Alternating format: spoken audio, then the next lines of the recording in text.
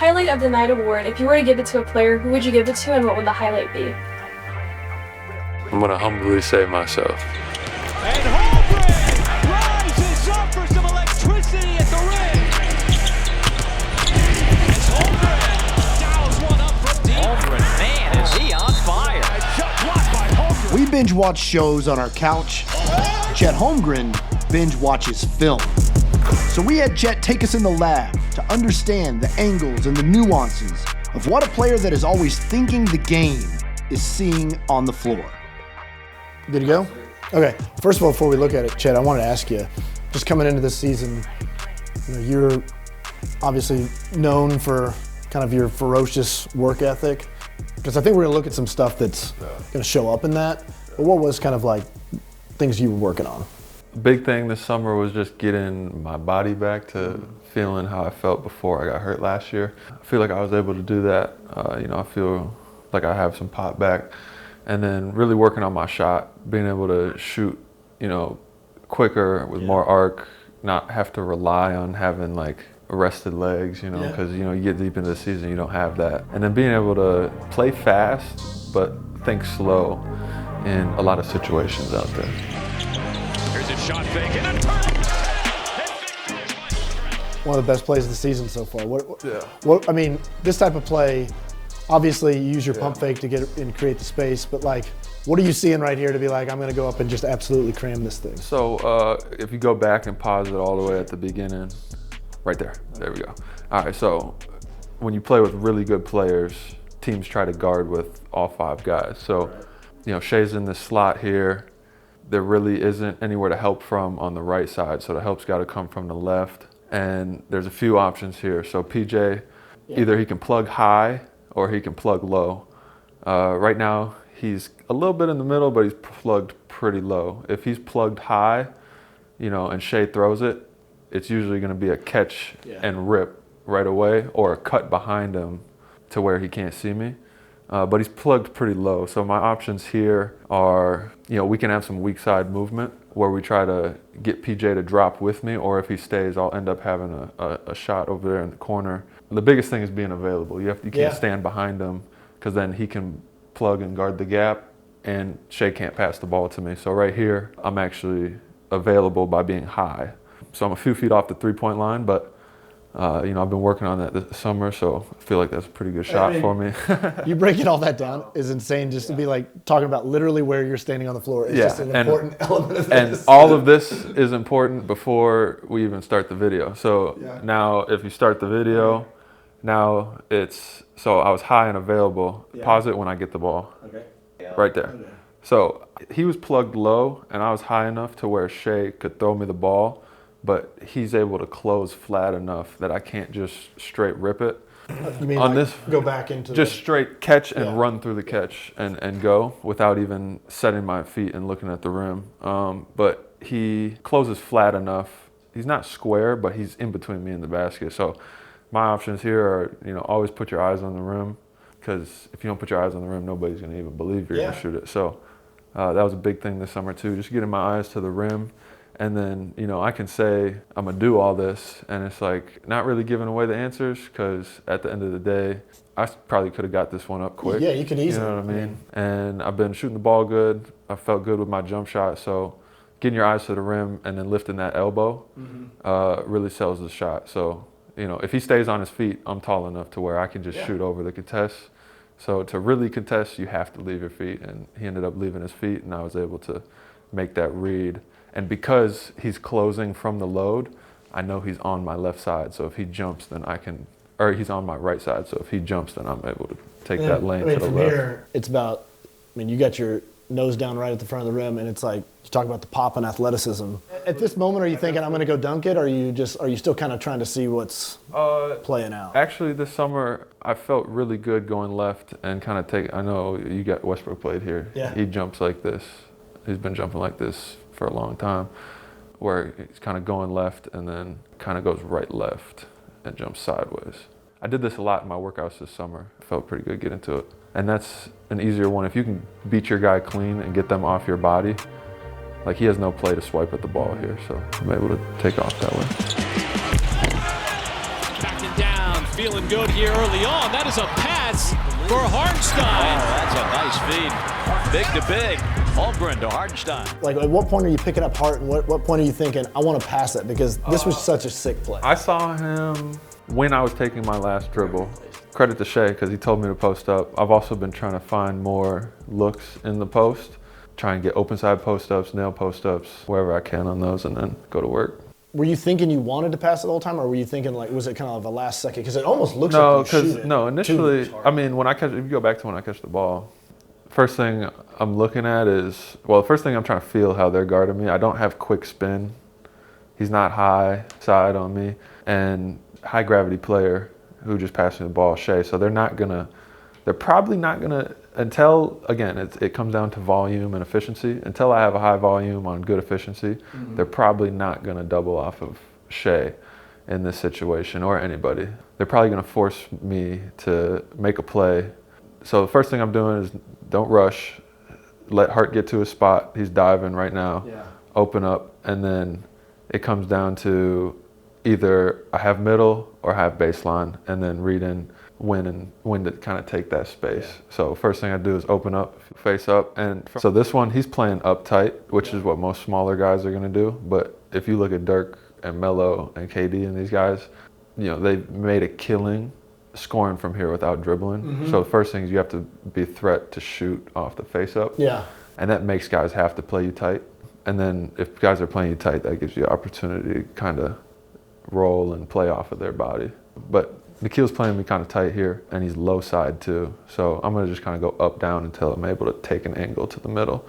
So fake up, come down, and then get middle. Well, I mean, again, to me, just coming off hitting back-to-back threes and then unselfish, seeing the right play. I mean, I love that fadeaway shot, but that dunk is, yeah, a little higher percentage, right? yeah, unless Hart has butter on his fingers, he's making that up. Here early on, that is a pass for Hartenstein. Series last year.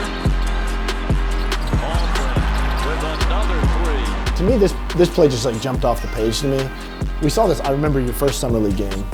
Yeah. You hit one almost just like this. Yeah. And we were all like, whoa.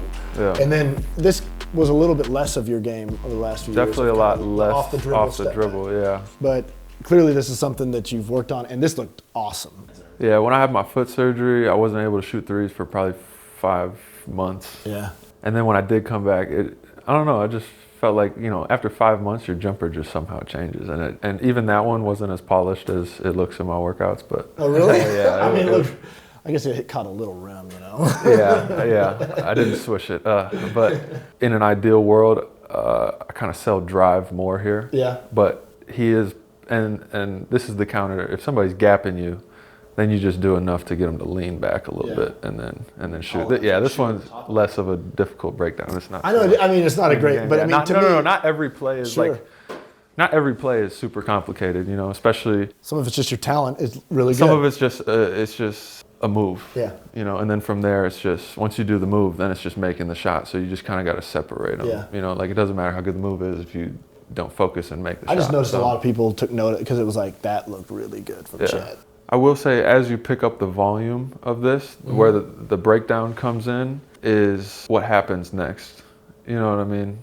As you pick up the volume, like, you know, I've shot that shot one time. Yeah. There's not really going to be much of a rhythm to that, to where the defense is trying to think and take away my next thing, and it gives me the next. You know what I'm saying? Like, if I shoot 10 of those a game, that's going to open up, then fake the shot and now open up the drive. Yeah. If they lift up. You know what I'm saying? But, you know, in low volume, it's hard to get to those. That's a good point. Next read. So the next step is continuing to pick up the volume of it while also being efficient, and then that'll open up other things. 60 points in the paint through 3 quarters. Nice play. Holmgren passed up the shot. You get AD in the air right there. Yeah. And now you're driving it. You could go for the soaring dunk this time, but now Hart with a really smart baseline cut, and you drop it off to him. Yeah, so if you go back there, so big thing this summer was, you know, slowing down, but thinking fast. And last year, and this is why I love the playoffs so much, because you just get to see the same team over and over and over. So like they know what you're trying to do, so they really know what you need to work on, and they kind of exploit that. So my thing was like, if I didn't shoot the ball initially, I was just gonna drive at somebody. So it's like they close out, don't jump. If I don't shoot it, then they back up a couple steps, and it's really hard to get by somebody who has 3 or 4 feet to react to you. So big thing this summer was working on being able to shoot after not shooting it right away. So basically shoot off the jab. And we don't see a lot of it in the league, which is kind of surprising. But I guess that's because most guys who would shoot this shot are being guarded by smaller guys who are trying to climb up into them. So, you know, I probably wouldn't shoot a jab 3 against PJ Washington, because he's gonna be guarding me tighter. But if I'm getting guarded by a big, usually they're gonna gap me more. So normally I would try to play quick. If I didn't have shot, I would just start dribbling right away. But this summer it was like slow down, kind of play off the jab, you know, because I could shoot or dribble here. Once I start dribbling and going, like, you know, I'm not shooting it, so it's easier to guard me. So Hart, we were in the gym this summer, he probably shot like 50,000 threes. So if he held that corner, I would have swung it to him and told him to shoot the ball. But you know, he's a big body moving in space, so that's a good cut that he made. You know, once he gets moving and PJ stunts at me, he has no chance to get back. Whoa, Hartenstein with a spectacular finish. Oh, what a block out of bounds by Holmgren, getting up there. I wanted to ask you just about general help defense. Yeah, this isn't too much breakdown. This is just, but like, there were a lot of opportunities in the first few games to do this that I was just late and missing these plays, but just empty and slow. You know, it's the NBA. Like, you know, you think if you leave somebody open, you're going to get burned every time, but, you know, it's the NBA. A lot of times guys just end up not passing the ball. So PJ's wide open in the corner, butt naked, as we say. You know, he didn't pass. So this angle of it, though, is to me like what makes you unique, though. I mean, that's a lot of distance between you and where you actually go up and block the ball. Yeah. This is an all right block. I give this this one was like a 3 out of 10. Oh, really? It might have impressed you, but if I pause it right there, I feel like he's going to get that shot off and score. But like your lift off the ground, your length, I mean, you get it at the absolute peak of it. I don't know. It's impressive to me. I did want to ask just how important, like, Wiggs kind of holding the guy up a little bit more there, not just like kind of slowing down the penetration, but like, you know, takes the bump and like gives you that extra second. I still feel like, you know, because I missed a lot of time last year, and you know, I still feel like we have a good area to grow here. But the biggest thing is do not foul, but also don't give them a runway. Because if you give them a runway, they're able to jump into my body, or, you know, some of the high flyers get a dunk off. But, you know, if you stay on their body, they're going into the guard's body, and I'm able to just play over the top rather than getting pushed back. He's at the SBs. Nope, got to fly back. As Holmgren loads up once again from downtown as he strokes it from deep.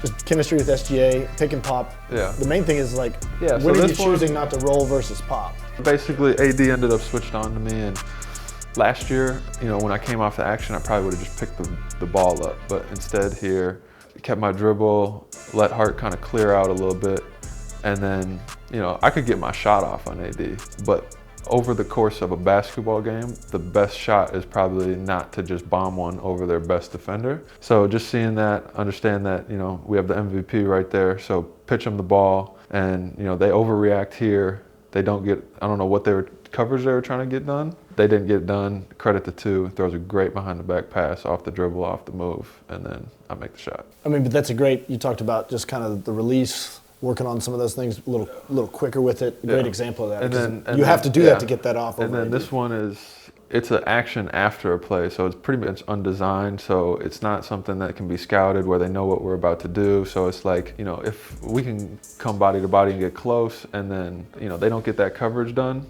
a pop here is going to get me wide open. Yeah. Whereas, you know, a roll, I might have been open in the pocket, but I know there's going to be help on the backside stepping up. So it's hard to help all the way to the three-point line here, so I knew I'd be more open. There's Chet Holmgren out of the timeout. Both teams have won good action out of timeout. Linneman working into some good shots. There's Holmgren on the other end. You're just running a pin down. Yeah. It might look simple, but to me, for somebody your size, it's like, this looks like Dirk Nowitzki. Like, you know, this is insane to me. Again, just kind of goes back to the summer, working on feeling confident, feeling good, shooting shots in different situations, getting it off in different ways. This one, you know, you got a shooting guard setting a pin down for. I mean, if we ran this play 10 times in a row, I don't get that shot. Yeah. that's the beauty of mixing in 20 different plays and then going into the ATO and throwing a small hitch in a play coming out of that a team's not expecting. Like, if Cooper Flagg is ready for these 2 off-ball screens and he's expecting it and we just ran it 10 times, he's probably going to be more on my body and blowing these up. But the fact that we just kind of mixed this play in with 20 other plays, them as a team aren't ready for that one play, which is able to get me a little more separation. And then from there, it comes down to just being able to rise up and make this shot. Sorry, but what are you gonna do if you got a 7'1" guy coming off a down screen to shoot a 3? I know we talk about this in the NBA and big shooting threes. Sure, that's tough. Getting the start. Gordon does it. Holmgren inside. Starting in the bucket to get it go. So this is why you can never truly shut a team out.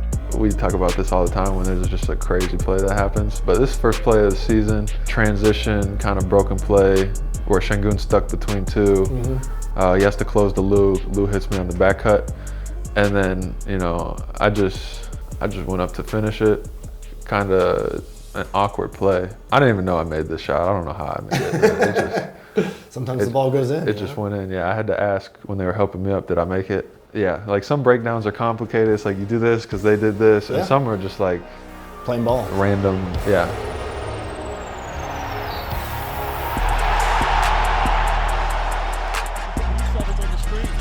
Nice fake, sets up Wiggins, wide open 3 for Wiggins, and knocks it down. This one, to me, just like a great piece of development, a drive and kick from you. A little bit of a no look there with it. Yeah. So what are you seeing there?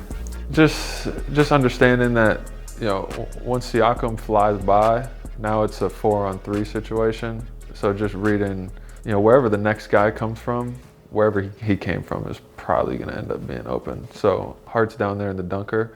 If nobody helps on him, it's a lob. But wherever that help comes from, that guy's probably going to end up being open. Because a lot of times Matherin's not thinking rotate off the passer. And if he did that, then it would be a 1 more from Wiggs to AJ. Yeah, man, it's just pretty basketball, honestly, is what it is. Run out for Charlotte. Sexton, he's got the speed, and not that time. Chet Holmgren with the swat out of bounds. One thing I think that you do that's really kind of elite and unique is so many guards, you know, their counter to you and to your shot blocking ability is obviously to try to get into your body and get you off them. You seem to be able to absorb that and not let them get you off them. Is it about your footwork? Is it about just like anticipation? What allows you to not let them get you off you? I'd say the first thing is just understanding, like, there's few guys in the NBA that can truly beat you in a basketball game shooting contested jumpers all game. You know, think like the Stephs, the KDs, the Dames, you know what I'm saying, those types of guys. And a lot of guys don't have the green light to just shoot contested jumpers all game. So understanding that and using my height, and then also understanding that you don't try to like absorb the contact, you just try to stick with them. You know what I mean? Like you just can't get bumped back. Like if it's Lou, he probably has to absorb the contact and kind of draw a line in the sand earlier. My thing is just stay connected and close enough that I can beat the ball up. Right there, yeah. You know, because and then keep that hand up. Because I don't have to block the ball above the rim. I just have to beat the ball up to the rim, if that makes sense. The passing lane, Holmgren met him up top with the block. Let me ask you a sidebar. Do you wish there was a stat of like Shots affected? Yeah. No. Because I mean, you probably lead the league in those. I mean, there are stats for opponent field goal percentage and all those. So I feel like there's enough stats. We do too much damn stat watching in this game. It's just like, let's just watch the game.